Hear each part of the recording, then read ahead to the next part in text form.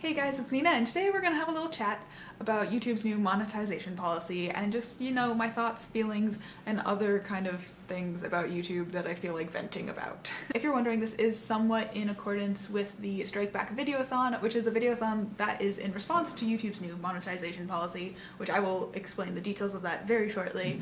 But basically a lot of booktubers have come together, a lot of smaller booktubers have come together to make a videothon, and they're posting every single day in order to get their subscriber count and watch time up, and that's really awesome. I haven't really fully been participating, but today's prompt is to talk about this whole monetization policy, which I have a lot of thoughts and feelings on, so I'm jumping in just for today. And if you want more information on the StrikeBackVideoAthon, it'll be down below, all the hosts' information, etc. So if you aren't aware, YouTube's new monetization policy basically is that you have to have a certain number of subscribers and amount of watch time in order to make money through YouTube through their new partner program, which is basically just a fancy word for you're allowed to monetize and make money off of your videos. So before YouTube, pretty much anyone could make money off of their videos, theoretically. Like if you had enough watch time and you had monetized your videos, then after you make $100, they will send you a check, but they only send it in increments of $100, so you have to reach that minimum in order to get paid by YouTube. But now that has changed so that you have to have a minimum of 1,000 subscribers and 4,000, I think, hours within the past year of watch time in order to qualify for the new partner program. So those are the new rules, and when those first came out, I honestly wasn't that upset because I wasn't making money off of YouTube in the first place. It was kind of not in my future plans to make money off of YouTube. Like, before all of this kind of happened, I had always told myself that if and when I hit 500 subscribers, I'd turn on monetization and just like see what happens. But now that it's 1,000, that's a lot more. And also the other half of that policy where you have to get 4,000 watch time hours didn't really click with me in terms of like how much that was. I was like, oh, that sounds like a lot, but like whatever, that can't be that much. And then I looked at how many hours I've gotten in the past 12 months, and it's 93, which isn't even 100, and you have to get 4,000. So that put these new regulations a little bit more in perspective for me in terms of like you can have 1,000 subscribers, 2,000 subscribers and still not hit that watch time, and that is crazy. Which at first didn't upset me because it didn't affect me, but then seeing how it's affected other small channels has been frustrating because there are people who are at maybe like 800 subscribers who now don't qualify, or who are at over 1,000 or 2,000 subscribers but don't have that watch time. And it's just frustrating to see like friends of mine who have worked so hard and put so much love and effort into their channels and were like maybe just about to get their first paycheck, or were making maybe a couple $100 or maybe $200 a year and now like don't qualify. Is kind of very frustrating for me to see. And then the more and more that I was seeing about these regulations and people's reactions on Twitter, the more kind of heated I was getting about them, because that's what happens on Twitter, let's be honest. Because people were saying that this equates to YouTube not caring about small YouTubers or not caring about smaller communities, etc., etc. And I think to some extent this does reflect that, but not entirely. And this is kind of where this changes, because on the one hand it is frustrating to know that like even though I'm not monetized, it's now even harder for me to get monetization and get money from YouTube. But on the other side, I have been reading up on this and I do see where YouTube is coming from and why they would change this. Basically, there are two reasons why they're doing this. First is that although they're not giving that much money out to small YouTubers, they are giving a decent amount out, and by taking this away, they can use that money to funnel to bigger creators, which you may not care about because they're big YouTubers, they're making a lot of money.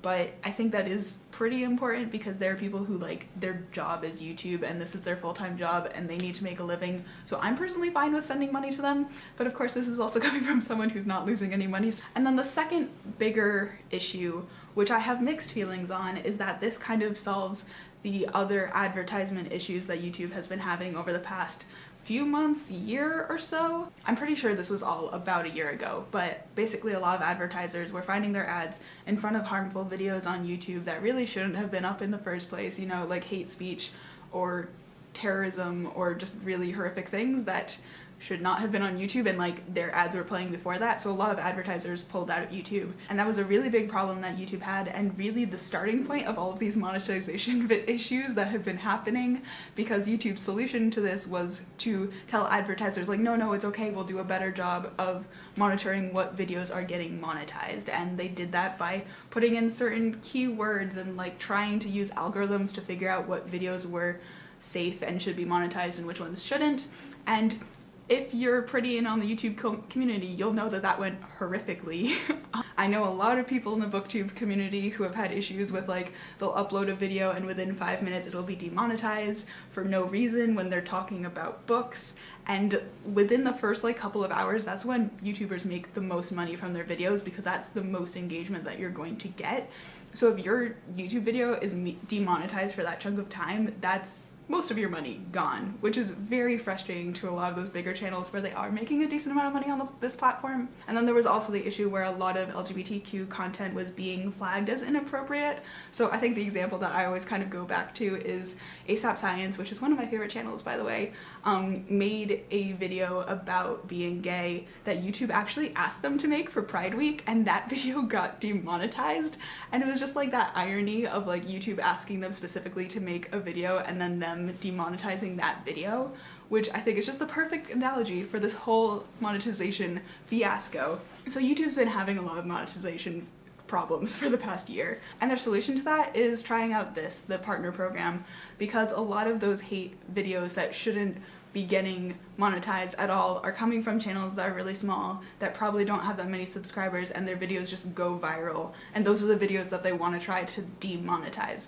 So their solution to that is this quota system where you have to have a certain amount of subscribers in order to get monetized, and they're hoping that that'll cut down on the problem, which I personally think it might to some extent, but it also might not. But I'm just not qualified enough to know if that'll work or not. But it is interesting that that's their approach, and I do approve of it more than using the algorithm method, because that obviously was not working, and hopefully that'll solve some of those other algorithm issues. But if it doesn't, then that's gonna be really frustrating, because then we're back to square one. I think it's square one, not square zero, whatever. So like on the one hand, I'm frustrated with YouTube, but on the other hand, like I kind of have to stand by them. But this kind of bridges into a different segment of this video, which is basically like, at what point do we keep supporting YouTube and at what point do we not? And I basically mean that as like creators, like me as a creator, when do I want to stop being on YouTube, and like kind of what's the last straw? And this seems like a kind of extreme conversation, but just hear me out. Basically, like, if YouTube's having all these troubles with monetization, if there's certain glitches in the algorithm that don't let smaller channels get seen as frequently, if there are other platforms out there that suddenly become better and easier to get your message across or to get paid for making content, then would you ever switch? And that is a question that I've like theoretically posed to myself. I don't think I'd ever actually switch. I think it'd take a lot for me to switch platforms, but it is a theoretical question that I do like to think about in terms of like, I don't know, what's the line? Because to me, YouTube is just so socially ingrained, for one thing. Like, you know how people say like, if you want to look up something up, you Google it. Or if you want to get across town, you take an Uber. No one says they take a Lyft. Like, even if you're taking a Lyft, you say you're getting in an Uber, because that's just what's said. Or people don't say they're gonna Yahoo something or Bing something. You Google it. It's like the companies themselves have become a verb or just this thing that's ingrained in our culture, and I feel like YouTube's the same way. Like, I say that I'm a YouTuber, not a video content creator or whatever else you would call this. Like, or I say I'm a booktuber, but even that implies YouTube.